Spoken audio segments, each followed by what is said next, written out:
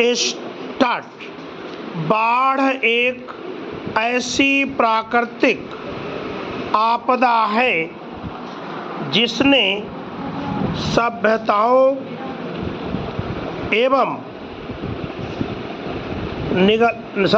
को निगलने का काम किया है।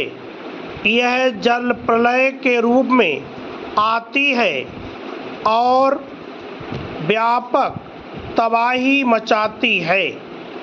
बाढ़ की स्थिति तब निर्मित होती है जब अतिवृष्टि के कारण धरती की जल सोखने की क्षमता खत्म हो जाती है और नदियों का जलस्तर बढ़ने लगता है। फलतः निचले इलाके जलमग्न हो जाते हैं। कभी बांधों से पानी छोड़ जाने तो कभी बादलों के फटने से भी बाढ़ आती है, जो जान माल का व्यापक नुकसान करती है। इसकी परिणति मृत्यु, विनाश, प्रकृति और विस्थापन के रूप में होती है। आपदा प्रबंधन के स्तर पर हम बाढ़ से बचने का कोई स्थायी समाधान नहीं खोज पाए हैं। पैरा। भारत में वैसे तो बाढ़ के अनेक कारण हैं, किंतु बार बार आने वाली बाढ़ों के पीछे एक बड़ा कारण है प्रकृति के साथ मानव की बड़ी छेड़छाड़, जिसने जलवायु परिवर्तन जैसी समस्या को जन्म दिया है। हरे भरे पेड़ों का विनाश, अवैध खनन, नदियों को प्रदूषित करना, वातावरण में जहरीली गैसों का बढ़ना, तापमान में वृद्धि, ग्लेशियरों का पिघलना आदि कारणों से जहां जलवायु परिवर्तन का खतरा बढ़ा है, वहां बाढ़ की विभीषिका भी बढ़ी है। इसके अलावा भी कुछ और बातें बाढ़ की तबाही लाने का कारण बनती हैं। यहाँ इन कारणों पर गौर कर लेना समीचीन होगा। पैरा। भूमि की जल सोखने की क्षमता कम होने तथा जल निकासी की पर्याप्त व्यवस्था न होने से बाढ़ आ जाती है। दूसरा कारण यह है कि नदी के मार्ग में प्राकृतिक या कृत्रिम रुकावट आने से उसकी जल बहाव क्षमता कम हो जाती है और बाढ़ की स्थिति बन जाती है।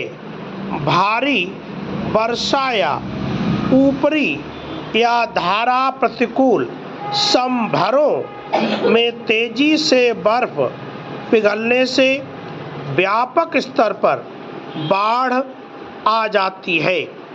तटवर्ती क्षेत्रों में तटवर्ती भूमि समुद्र के जल स्तर के करीब होती है, इसलिए वहाँ बाढ़ की आशंका हमेशा रहती है।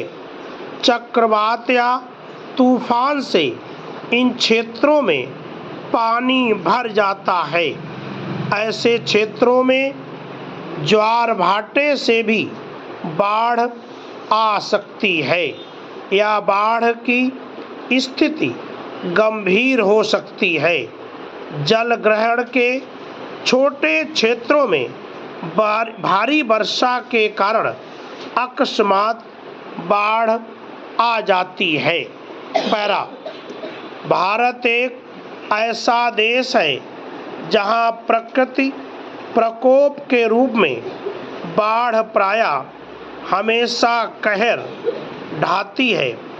भारत में बाढ़ प्रभावित होने वाले कुल क्षेत्र का आधे से अधिक हिस्सा 3 राज्यों बिहार, उत्तर प्रदेश व पश्चिम बंगाल में आता है। भारत विश्व का दूसरा सबसे बड़ा बाढ़ प्रभावित क्षेत्र है। यहाँ लगभग 4 करोड़ हेक्टेयर भूमि ऐसी है जिस पर सदैव बाढ़ आने की आशंका बनी रहती है। फिर भी भारत में बाढ़ का प्रभाव एक समान नहीं रहता है। देश के कई राज्यों, केंद्र शासित प्रदेशों में जैसे असम, बिहार, उड़ीसा, उत्तर प्रदेश और पश्चिम बंगाल में बाढ़ का प्रभाव सबसे अधिक पड़ता है। आंध्र प्रदेश, गुजरात, हरियाणा, पंजाब, राजस्थान, तमिलनाडु और अन्य पूर्वोत्तर राज्यों में भी बाढ़ का प्रकोप होता रहता है। स्टॉप। पैरा। केंद्रीय जल आयोग द्वारा निर्धारित श्रेणियों पर क्षेत्रवार नज़र डालने पर हम पाते हैं कि ब्रह्मपुत्र नदी क्षेत्र में बाढ़ मुख्य रूप से नदियों के तटबंधों के ऊपर से बहने नालों में रुकावट, भूस्खलन या नदियों के मार्ग बदलने की वजह से आती है।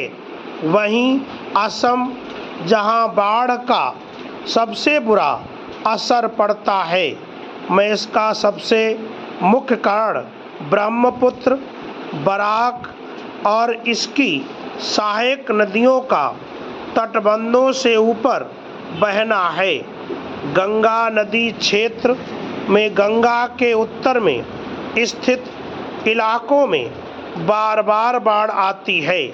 उत्तर पश्चिमी नदी क्षेत्र में बाढ़ आने का मुख्य कारण सतह जल की निकासी की पर्याप्त व्यवस्था न होना है, जिससे विस्तृत भूभाग में बाढ़ का प्रभाव बना रहता है। जम्मू कश्मीर की नदियों जैसे झेलम, चिनाब और अन्य सहायक नदियों में समय समय पर बाढ़ आती रहती है। पैरा। बाढ़ एक तबाही है, यह एक त्रासदी है, यह प्रकृति का अभिशाप है। बाढ़ की पीड़ा को वही समझ सकता है जिसने इसे झेला हो। बाढ़ बस्तियां उजाड़ देती है, गांव के गांव बहा ले जाती है, असंख्य लोग मौत का ग्रास बन जाते हैं, राजस्व की भी भारी क्षति होती है। हर साल देश के विविध भागों में बाढ़ कहर ढाती है और जान माल का भारी नुकसान होता है। यदि हम बाढ़ प्रबंधन की एक ठोस प्रणाली विकसित करें तथा आपदा प्रबंधन के ढांचे को मजबूत बनाएं, तो हर साल होने वाले भारी नुकसान से बचा जा सकता है। पैरा। पूर्वानुमान, संरचनात्मक तथा गैर संरचनागत उपाय अपनाकर बाढ़ की तबाही से काफ़ी हद तक बचा जा सकता है। इस दिशा में प्रयास भी हो रहे हैं। बाढ़ प्रबंधन का सबसे प्रभावी उपाय बाढ़ का पूर्वानुमान करके उसके बारे में शीघ्र चेतावनी देना है। बाढ़ पूर्वानुमान में पहला चरण वर्षा होने, उसकी गहनता, अवधि और वितरण के कारण भविष्यवाणी करना है। इस प्रयोजन के लिए बारिश की मात्रा के बारे में पूर्वानुमान अनिवार्य होता है।